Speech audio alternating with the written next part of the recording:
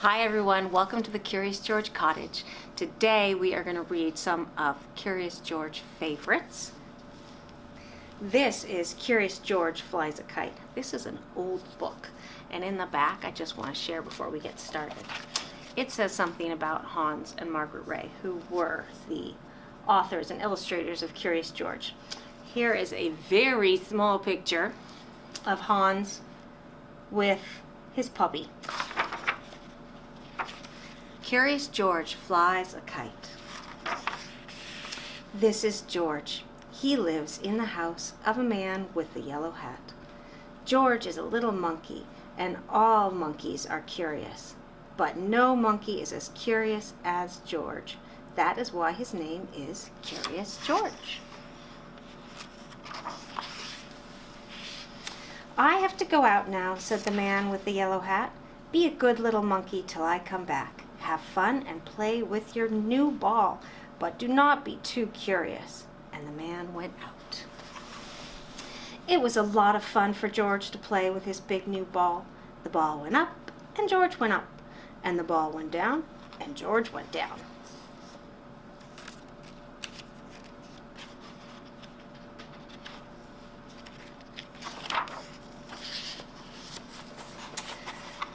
George could do a lot of tricks with his ball too. This was one of the tricks. He could get up on the ball like this, or do it this way with his head down. This was another trick George could do. He could hold the ball in his head like this. Look, no hands. What a good trick. But where did the ball go? George ran after it. The ball had gone into another room. There was a big window in the room. George liked to look out of that window. He could see a lot from there. He let the ball go out and look out. George could see Bill on his bike and the lake with a boat on it. George could see a big house in a little garden and a little house in a big garden. The big house was the house where Bill lived. But who lived in the little house? George was curious. Who could live in a house that was so little? George had to find out, so he went to the big garden. The garden had a high wall, but not too high for a monkey. George got up on the wall, and all he had to do now was jump down. So George jumped down into the big garden. Now he could take a good look at the little house. And what did he see? A big white bunny and a lot of little bunnies. George looked and looked and looked. Bunnies were something new to him. How funny they were. The big bunny was Mother Bunny. She was as big as George. But the little bunnies were so little that George could hold one of them in his hand. And that is what he wanted to do. How could he get a bunny out of the house? A house must have a door to get in and get out.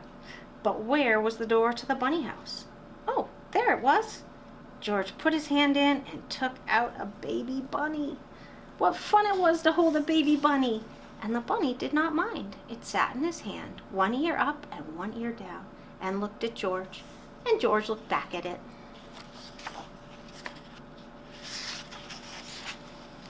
Now he and the bunny could play in the garden. They could play a game.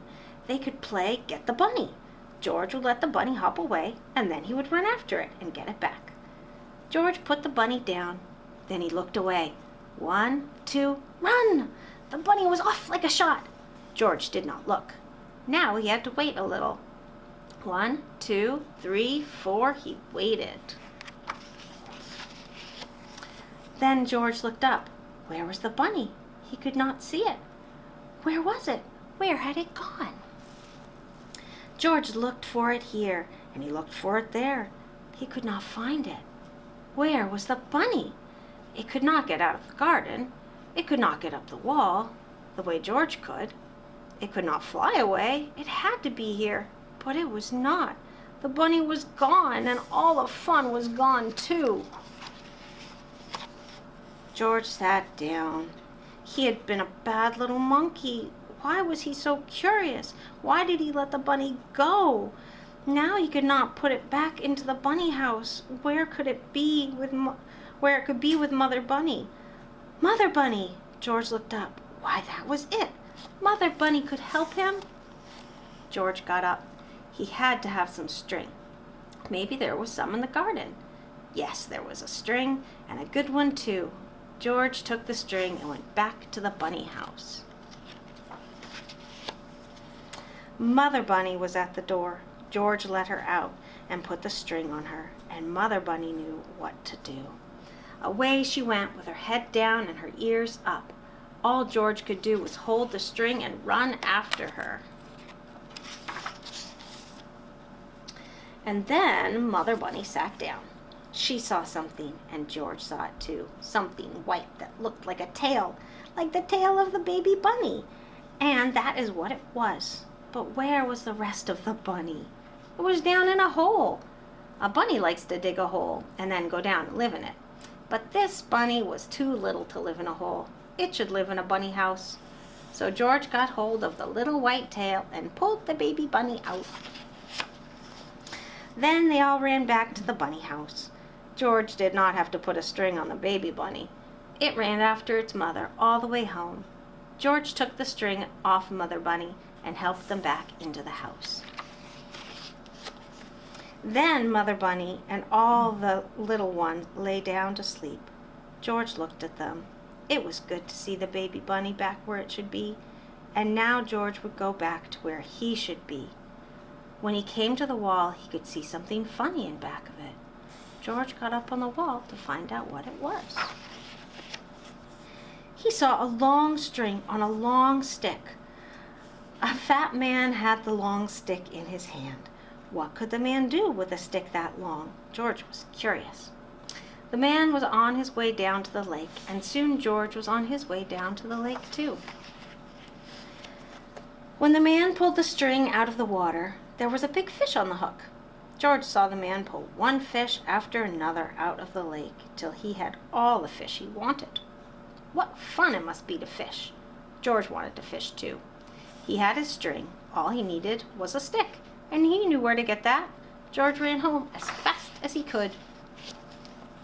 In the kitchen, he took the mop off the kitchen wall. The mop would make a good stick.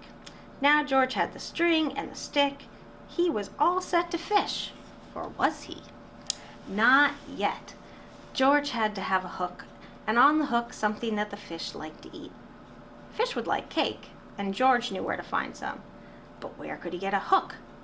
Why, there was a hook for the mop on the kitchen wall. It would have to come out. Oh, George.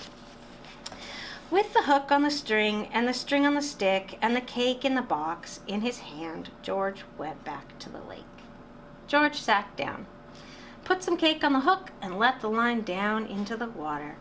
Now he had to wait, just as the man had waited. George was curious. The fish were curious too. All kinds of fish came to look at the line. Big fish and little fish, fat fish and thin fish, red fish and yellow fish and blue fish. One of them was near the hook. The cake was just what he wanted. George sat and waited. Then the line shook. There must be a fish on the hook. George pulled the line up. The cake was gone, but no fish was on the hook. Too bad. George put more cake on the hook. Maybe this time he'd get a fish. But no, the fish just took the cake off the hook and went away.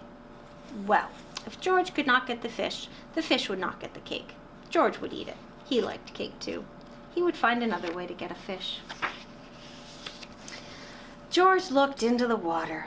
That big red one there with the long tail. It was so near, maybe he could get it with his hands.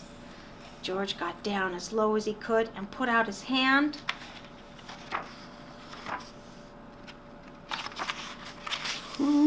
Splash into the lake he went. The water was cold and wet, and George was cold and wet too. This was no fun at all. When he came out of the water, Bill was there with his kite. "My, you are wet," Bill said. "I saw you fall in, so I came to help you get out. Too bad you did not get a fish. But it is good the fish did not get you." "Now I can show you how high my kite can fly," Bill went on. Bill put his bike up near a tree, and then they ran off.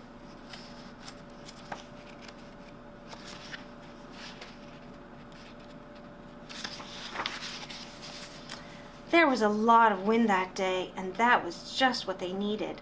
The wind took the kite up fast. George was too little to hold it in this wind. A kite that big could fly away with him, so Bill had to hold it. George saw the kite go up and up and up. What fun it was to fly a kite. They let the kite fly for a long time, till Bill said, "I will get the kite down now. I must go home, and you should too." But when Bill pulled the string in, the kite got up into the top of a high tree. Bill could not get it down. "Oh, my fine new kite! I cannot let go of it. I must have it back," Bill said. "But the tree is too high for me." But no tree was too high for George. He went up to the top in no time. Then, little by little, he got the string out of the tree. Down he came with the kite and gave it back to Bill. "Thank you, George. Thanks a lot," Bill said. "I am so happy to have the kite back. Now you may have a ride home on my bike. I will run back to the lake and get it. You wait here for me with the kite, but do not let it fly away." George looked at the kite. Then he took the string in his hand. He knew he could not fly the kite in this wind, but maybe he could let it go up just a little. George was curious. He let the string go a little, and then a little more, and then a little more, and then a little more. What do we think is going to happen? When Bill came back, there was no kite, and there was no George. "George," he called, "where are you?" Then he looked up. There they were, way up in the sky. Bill had to get help fast. He would go to the man with the yellow hat. The man would know what to do. "George is not here," said the man with the yellow hat when Bill came. "Have you seen him?" "George and my kite are up in the sky near the lake," Bill shouted. "I came to—" But the man did not wait to hear any more. He ran to his car and jumped in. "I will get him back," he said. "I must get George back." All this time the wind took the kite up and George with it. It was fun to fly in the sky, but when George looked down, the fun was gone. He was up so high that all the big houses looked as little as bunny houses. George did not like it a bit. He wanted to get down, but how? Not even a monkey can jump from the sky. George was scared. What if he never got back? Maybe he would fly on and on and on. Oh, he would never, never be so curious again. If just this one time he could find a way to get home. What was that? George could hear something, and then he saw something fly in the sky just like a kite. It was a helicopter. And in the helicopter, hurrah, was the man with the yellow hat. Down from the helicopter came a long line. George got hold of it, and the man with the yellow hat pulled him up. George held on to the kite, for he had to give it back to Bill. "I'm so happy to have you back, George," said the man with the yellow hat. "I was scared, and you must have been scared too. I know you will not want to fly a kite again for a long, long time. You must give it back to Bill when we get home." "Hooray!" Bill shouted when George came to give him the kite. "George is back, and my kite is back too."